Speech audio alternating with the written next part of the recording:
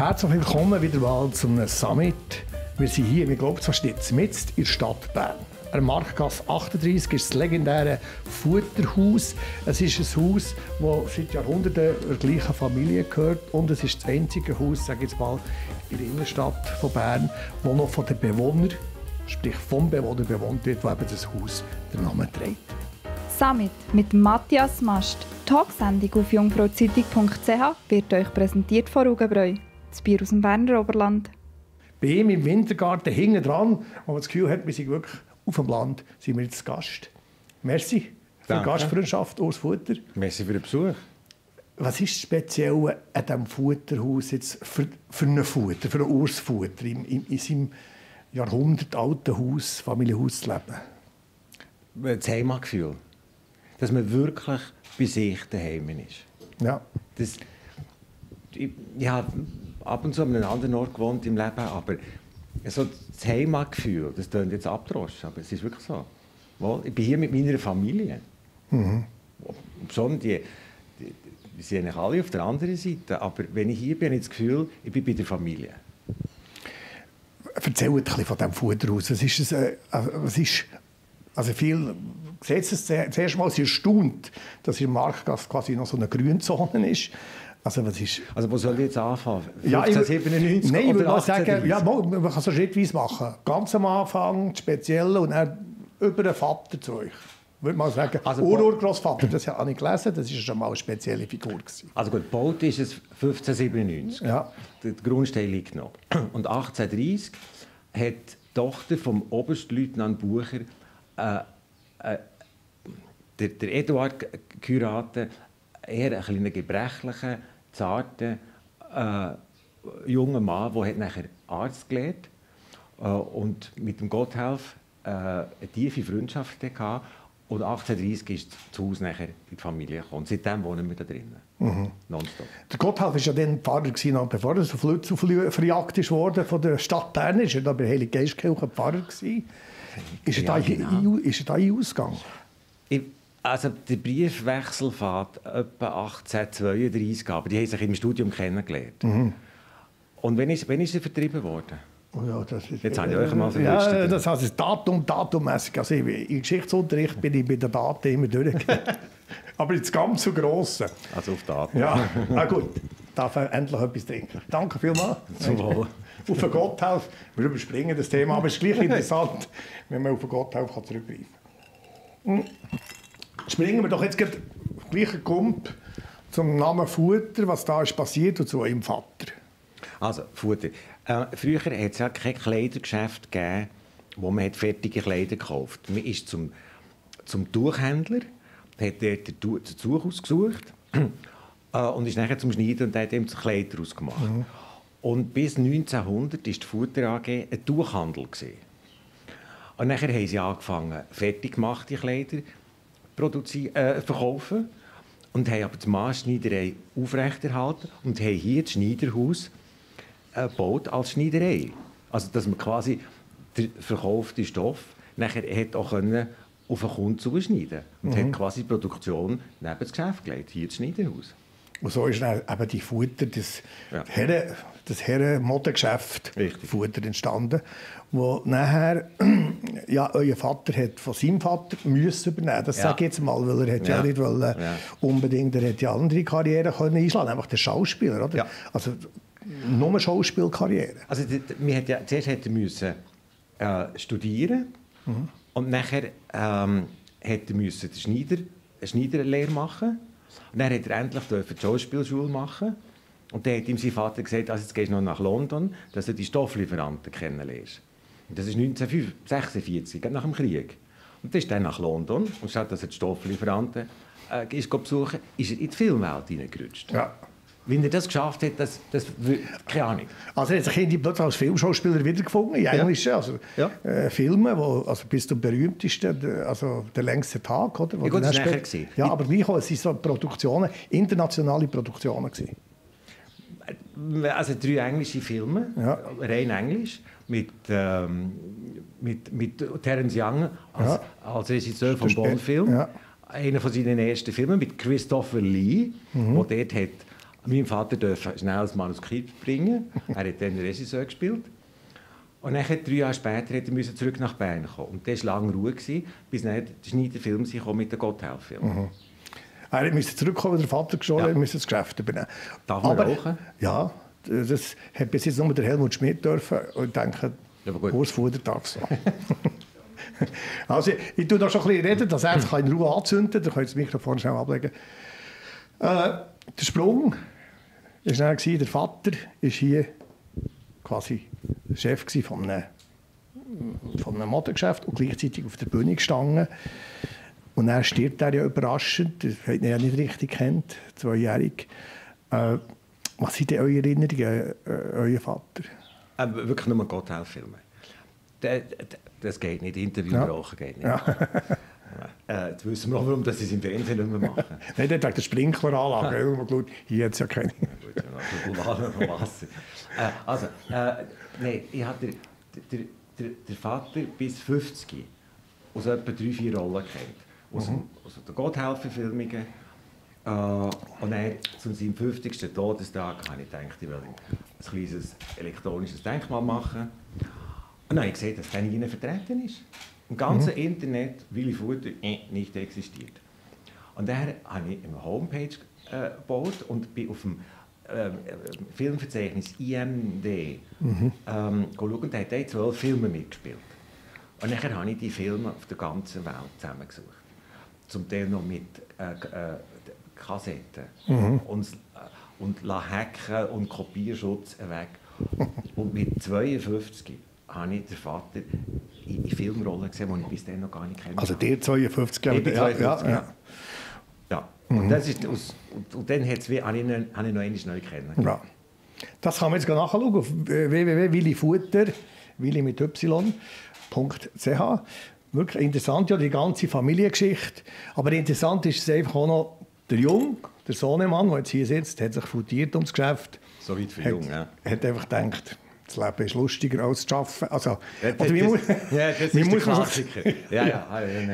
Ja, so kommt es jetzt über. Ja. Ist übergekommen. Ja.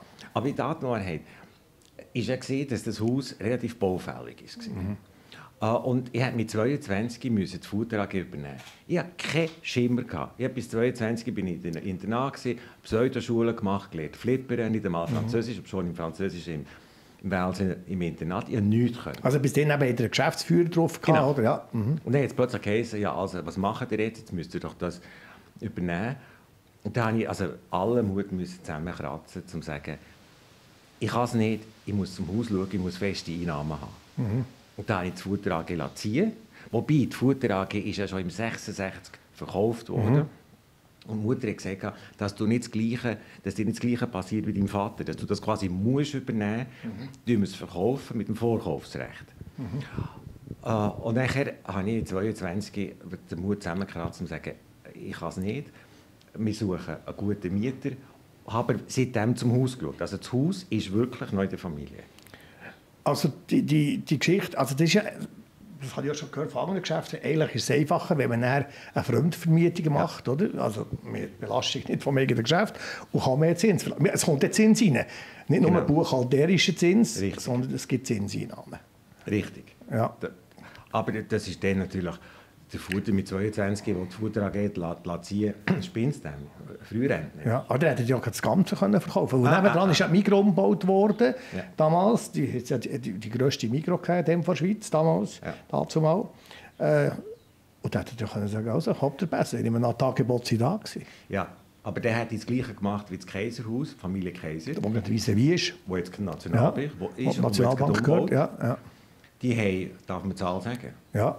Die haben in den 70er Jahren für das ganze Kaiserhaus 36 Millionen bekommen. Also vor fast 50 Jahren, ja. In den 70er Jahren. Ja. Heute wäre es wahrscheinlich 10-mal mehr. Durch 3. Und damit steht jetzt noch Kaiserhaus, aber fertig Kaiser. Und der hat eine Boutique gemacht. Aber es waren 3 Kinder, die haben ausgesorgt. Genau. Ja, aber aus heutiger Sicht viel zu günstig verkauft. Aber ich habe das dann immer schon gewusst, das Haus wollte ich partout behalten. Und das ist also aus dem Familiengefühl raus. Ja. Ja. Und das klingt jetzt aufgesetzt, aber ich habe es wirklich so gemeint. Ja, also eben, wenn wir schon bei den Zahlen sind, bin dankbar um die Offenheit. Also das so schräg, wie ich sage jetzt, es ist schon ein Haus, da hat mal einen grossen Handyanbieter einziehen. Und der war von einem Preis von 100 Millionen. Ja. Bei einem Haus, das ziemlich nicht so unbedingt das darstellt. Ja, es ist gut, es ist ein gutes Haus. Aber von der Grösse her vergleichbar, ja. Also eben 100 Millionen wäre nicht schlecht auf dem Konto, oder? Hat den nicht bekommen. Erstens hat es den nicht bekommen. Das ja, aber jetzt. Ja, noch heute nicht so viel. Aber trotzdem, es wäre... Aber wie wird jetzt eigene Kind verkaufen? Ja. Also das ist für mich jetzt so klar, es geht mir gut, aber es würde mir wahrscheinlich noch viel besser gehen. Aber dann wäre ich heimatlos. Nein, die Versuchung. Also ihr lebt relativ gut jetzt mit den Mietzinsen, die ja seit Jahren, ich habe mal gelesen, die Marktgasse ist möglicherweise sogar von ganzen Ambiente und Anmut her nicht günstiger als Zürich Bahnhofstrasse. Ja, das ist ein bisschen Mythos. Ja, also was ich höre, Mietzinsen ist doch noch ziemlich... Es gibt schon Einnahmen. Natürlich gibt es Einnahmen, aber Geschäfte unten erhalten so ein Haus. Ja. Was ein zweiter, dritter Stock zu wegmachen kostet, wenn man es wirklich schön macht, der Mietzins kommt nie und nimmer rein, wird es anständig vermietet. Also, aber das ist nicht nur in Bern so, das ist eigentlich fast in Europa wie die Innenstädte leben von den Geschäften unten. Aber das mit den x-tausend Franken Quadratmeter pro Jahr Miete, das ist ein bisschen Sammelmärchen. Also, aber es ist irgendwo wird es als grosses Geheimnis gehandelt, oder? Also in der Innenstadt. Aber man sagt so, also pro Jahr Mietzins vielleicht 2000 Franken. Ja, das ist es nicht mehr. Pro Quadratmeter. Vielleicht, wenn man nachher rechnet, die ersten 2-3 Meter, so viel, und dann nimmt es degressiv ab. Aber schlussendlich gibt es einfach einen Pauschalzins. Und die sind also zünftig unter Druck in den letzten Jahren. Aber Verarmungsängste hat er nicht? Ja, es kommt darauf an, wie ich lebe. Es bringt also doch eine Zigarette, Moment, die zünden an. auf die Emotion, ja. So wie für Tabakwerbung verboten im Fernsehen. Gut, der Helmut Schmidt hat das dürfen. Also die alten Klassiker dürfen das, also die reifen Klassiker. Aber schön verwedelt. Nein, also die Schweizer reden nicht gerne über Zahlen. Ich will da nicht irgendwie zu indiskret werden. Aber irgendwo gibt es ja auch mal ein Nachher. Ihr seid ja, Sie sagen jetzt mal, ihr seid doch vielleicht möglicherweise der bestbezahlte Hauswart der Schweiz. Hauswart bin ich. Ja, genau. Gut bezahlter Hauswart. Ja. Okay, also ja. Ja, also ich würde sagen, sehr gut bezahlter Hauswart und Hausbesitzer. Das gibt es ja selten. Oder? Also, dass der Hausbesitzer sich auch mit den Mietern umschlägt. Ja, gut, wir haben Mieter, wo man sich nicht umeinander schlagen muss, aber wo man sich um das Haus kümmert. Zwischen umeinander schlagen und sich darum kümmern. Wenn ihr zu wenig bietet und zu viel verlangt, dann müssen wir umeinander schlagen. Wenn es aber allen wohl ist, dann ist es eine friedliche Hausgemeinschaft. Natürlich nehmen wir nicht Zins, aber auch ihr nehmt ja einen Lohn, dass ihr jetzt hier sitzt. Ich nehme eben Lohn, gemäss Madame de Meuron nehme ich Lohn. Er ist jemand. Nein, also wahrscheinlich nicht. Also, seid ihr jemand oder nehmt ihr Lohn? Und dann, sind beides. Ja, nein. Bei mir kann man sagen, seid ihr jemand oder nehmt ihr Mietzins? Also, ja. Gut. Aber jetzt nachher. Also, ihr habt keine Nachkommen. Also, Berner Teil von Futter. Ich muss auch noch schnell sagen, man kann noch schnell Ausflug auf Zürich. Es gibt ja das Berner Futter, dort seid ihr jetzt quasi der letzte Mohikaner. Ja. Und dann gibt es ja noch den Zürcher Teil. Die sind ja auch nicht unbekannt, das muss ich mal schnell erklären. Die Familie Futter, Filmproduzentenfamilie, aber ganz wichtig, nachgeheiratet. Das ist zwar ein bisschen komisch. Das ist hart. Aber ne, also, als Herr Futter geheiratet ist, dann Marie Blanc, Cousin von eurem Vater. Ja, irgendwie Cousin. Ja. Aber eben, das ist ja bei Ihnen irgendwie der Clanverkehr noch zusammen, der Kontakt. Sagen wir es mal so, Zürich-Futter und Berner Futter, das sind zwei Welten. Ja. Und Zürcher sind schaffig. Und jetzt sagen sie Berner faul. Nein, Zürcher schaffen und Berner lassen arbeiten. Nein, das ist ja auch Quatsch. Es sind andere Welten. Ja. Also die Berner Futter sind mehr die Aristokraten und die anderen halt mehr... Jetzt hoffe ich nicht, dass die Jungfrau-Zeitung in Zürich geschaut wird. Nein. Ja gut. Nein, ich habe gesehen, die anderen sind halt mehr die Händler. Nein, Kaufmänner. Ist gut. Gut. So weit für dünnes Eis. Wir versuchen das Thema zu wechseln, sofort. Aber wir kommen jetzt noch so ein bisschen zu diesem Thema, wenn man beweist, der Urs Futter wohnt in seinem Futterhaus.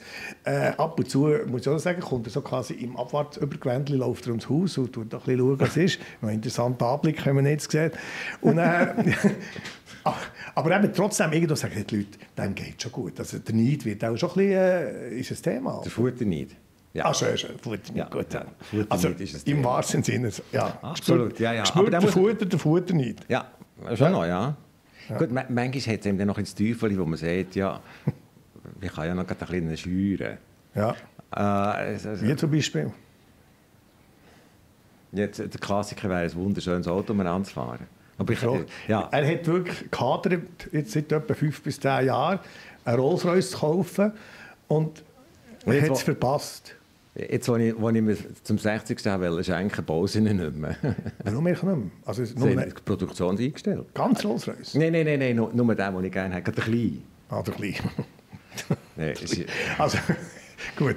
Aber, die stellen als völliges Snob dar. Nein, überhaupt nicht. Also bei mir ist, spürt ihr der Futterneid. Also die Damen und Herren, wenn jetzt würden da die Kameraleute hinten natürlich lachen sich einen Schranz in den Bauch. Also Neid ist eben nicht sein. Und ich versuche eben, nein, ich versuche mich mitzufreuen. Ich hätte es sehr gerne gehabt, wenn ich ab und zu da vorne einen Rolls-Royce gesehen habe, dachte, der Urs Futter ist daheim. Ja, gut, ja. Mein altes Auto weiss man ja, dass es mehr ist.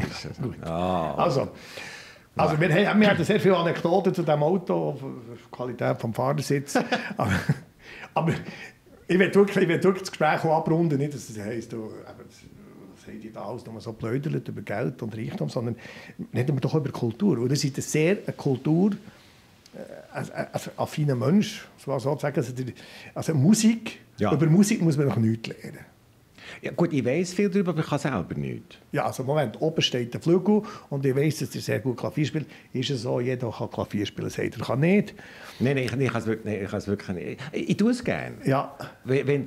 Darum habe ich auch niemanden im Haus, der im Haus wohnt. Ja. Weil ich kann jetzt nachklimpern, ohne dass ich mich schämen muss. Aber das ist katastrophal. Oder irgendwie nach einer Flasche Rosé und Madame von ihm Schmine und ein bisschen klimpern, das rundet es noch ab. Ja. Aber gut, wir haben jetzt eine Flasche hinter uns, vielleicht gibt es dann auch noch das Geklimper.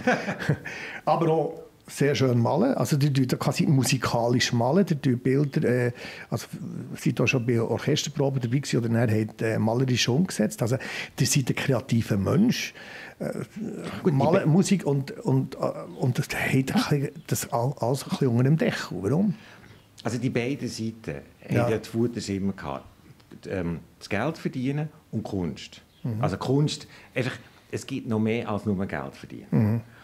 Und der Vater, Kaufmann im Geschäft, der Schauspieler, der Großvater, harmonikalische Lehre, Kaiser unterstützt das Geschäft, Monte Verita damals, das Haus und mein Atelier.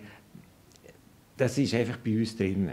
Also Monte Verita kommt auch noch eine Geschichte vor, also man ist so ein bisschen in diesem Bohemien Leben auch noch daheim gewesen, also Kultur und... Ja, ich weiß nicht. Also ich weiß nicht, es gibt jetzt auch viele Monte Verita, die ich noch nicht gesehen. Aber ich weiss aus den Tagebüchern von Gustav Futter, die sind, also übertrieben jetzt, am Tag sind sie viel Blut auf dem Monte Verita umeinander gerannt und zur Nacht haben sie dann im Smoking gegessen. Es hat noch Stil, also das sind vielleicht die ersten Grünen gesehen, aber mit Stil. Ja. Es hat sich ja ein bisschen gehalten. Also der Stil? Ja, ich denke, der geht ab und zu gerne versehen und in die Wellnesszone. Früher ist man von Monte Verita. Also der hat schon auch ein bisschen entdeckt, wie man das Leben auch geniessen kann, ohne auf andere angewiesen zu sein. Also der Geld ist so ein bisschen als Einzugänger. Also, es ist zwar ein Vergnügen, mit euch ab und zu Flaschen zu nehmen. Er ist gnadenlos. Böse Zungen sagen, er sei vielleicht ein Menschenfeind. Ja, seid ihr ein Menschenfeind? Ja, also... Irgendwo habe ich gewusst, verwünscht es mir noch mit einer bösen Frage. Also, ich hatte mal eine Freundin gehabt, die hat Jack Russell gehabt, die hat Edwin geheißen. Und Madame hat mich verlassen und der Edwin fehlt mir immer noch. Jack Russell. Das ist wahr. Also, weil, Er wäre noch gerne weitergekommen.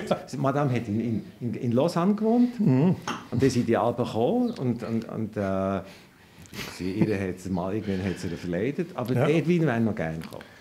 Also der Liebeskummer hat sich dann auf Edwin eigentlich, konzentriert. Ist noch bis heute geblieben, ja. Ist er ein Scheidungshund? Und hat er Besuchsrecht? Ja, er würde schon kommen, aber... es ist... Also einfach so weit für Menschen findet. Nicht alle, aber die Dummen schon. Gut. Es muss noch Dumme geben, heisst schon, aber es gibt immer mehr. Oh. Ja, aber wenn ich das jetzt sage, nach dem, was dir der ganz Blech oder erzählt hat, bin ich völlig guilty als abgehobener. Ist das nicht so? Habt ihr noch so einen positiven, also seht ihr einen Lichtblick für die Menschheit? Und ihr wollt ja das Haus auch noch einen Nachwelt, ihr habt ja im Sinn, das gut zu regeln. Ja, das ist jetzt verrückt. Einerseits bin ich gar nicht so Menschenfreund und andererseits habe ich in diesem Haus Sorge, als hätte ich eine Familie, wo ich eines Tages sage, schaut, hier der Schlüssel und es ist ja alles gut und keine versteckte, rinnende Röhre. Das ist so ein Paradox. Einerseits, ich habe keine Kinder und ich werde keine Nachkommen haben und gleichzeitig schaue ich im Haus, als würde es über Generationen weitergehen. Das ist halt wie mein Kind. Das Haus ist wirklich ein Stückchen Gemüse. Und es wird weiterleben, das habt ihr jetzt geregelt, sehr gut, mit einer speziellen Lösung. Also keine Bettelbriefe und es gibt auch keine Adoptionen. Und auch nicht Ungarisch, das ist nett, das Fräulein. Ja, gut, das hätte man noch sagen können, vielleicht eine neue Freundin, aber das könnte ja neben dem Haus vorbeigehen. Vor allem sie würde neben dem Haus vorbeigehen. Das ist aber nicht Nein, es ist ein wunderbares Gespräch. Es ist wirklich fast wie am Kaminfeuer bei Madame de Meuron. Wir heißt so schön, wir setzen das fort. Merci vielmals fürs Futter. Danke vielmals. Ja, für Gastwirtschaft und für die Offenheit. Ja, hey, Mast. Gesundheit miteinander und merci auch für Zuzuschauen. Bis zum nächsten Mal. Summit mit Matthias Mast. Die Talksendung auf jungfrauzeitung.ch ist euch präsentiert worden von Rugenbräu. Das Bier aus dem Berner Oberland.